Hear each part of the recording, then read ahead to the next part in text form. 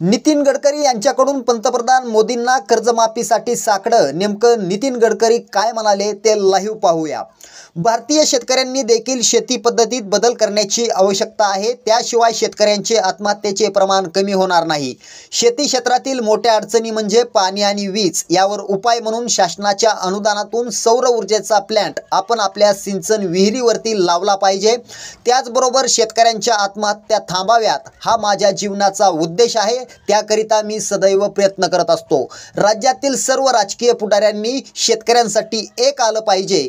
काही खाजगी कंपन्या जसे की पंतप्रधान पीक विमा योजनेच्या काही कंपन्या शेतकऱ्यांना वेठीस धरण्याचं काम करत आहेत.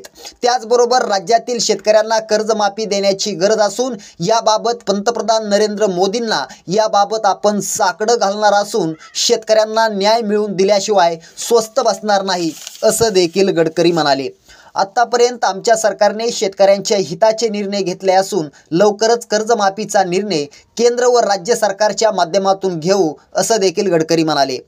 जेणेकरून शेतकरी बांधव पुन्हा उभारला पाहिजे. महाराष्ट्रातील शेतकरी दुष्काळी छाईत असून दुष्काळी सवलती तात्काळ लागू झाल्या असून शेतकऱ्यांना मदत देखील केली जाणार असल्याची माहिती नितीन गडकरी यांनी दिली. याबाबत तुमचं मत आम्हाला नक्की कमेंट करा.